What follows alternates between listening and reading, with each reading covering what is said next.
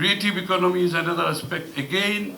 যেই মানুষগুলো বঞ্চিত মানুষ, বিশেষ করে মহিলারা গ্রামে গঞ্জে কাজ করছে, আমাদের কামার কুমার থেকে আর্টিজেন্স যারা আছে, যারা শীতল পাটি বানাচ্ছে বরিশালে, আবার কেউ কামার কুমার তাদের মৃত ওই যে আমাদের গুলো প্রোডাক্টগুলো করছে, আবার আমাদের তাঁতিরা করছে, মানে বহু মানুষ সারা গ্রামে গঞ্জে কাজ করছে, যারা আসলে কোনোদিন কোনো বাজেট কিংবা তারা সরকারি অর্থনৈতিক কর্মকাণ্ডের পরিকল্পনার মধ্যে এই লোকগুলো আসে।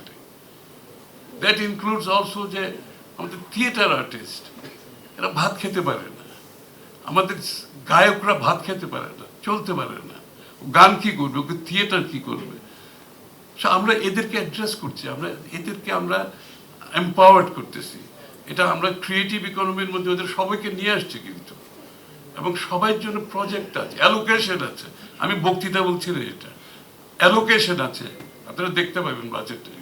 এদের জন্য আমরা অ্যালোকেশন রেখেছি, টার্গেটেড গ্রুপ, এবং এই ডেলিভারিটা আমরা প্রাইভেট সেক্টর এবং এনজিওর মাধ্যমে করব। কারণ government cannot deliver, quite honestly গভর্নমেন্টের এই এফিসিয়েন্সি নাই। আমরা সিদ্ধান্ত নিয়েছি এটা প্রাইভেট সেক্টর এনজিওদের মাধ্যমে ডেলিভার করব।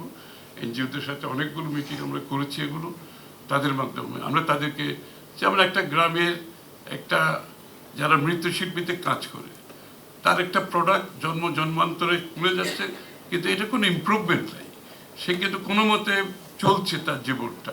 আর আমরা এখন তাদেরকে স্কিল দিচ্ছি, আমরা তাদেরকে ঋণ দিচ্ছি, আমরা তাদেরকে ডিজাইনিং সাপোর্ট দিচ্ছি, আমরা তাদেরকে ব্র্যান্ডিং সাপোর্ট দেবো, আমরা তাদেরকে মার্কেটিং, অনলাইন অ্যামাজন, ইবে, এগুলোতে যাতে তারা অনলাইন তারা মার্কেটে করতে পারে। এটা আবিষ্কার করার কিছু না, এটা আমরা দেখেছি কিভাবে থাইল্যান্ডে হচ্ছে, one village one product.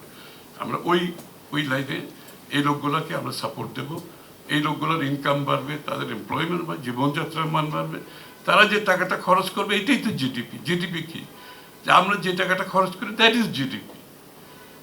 GDP খালি ইন্ডাস্ট্রির থেকে আসবে এই ধারণা থেকে সরে আসতে হবে। এই সমস্ত মানুষের কর্মকাণ্ডের মাধ্যমে জিডিপি বাড়বে।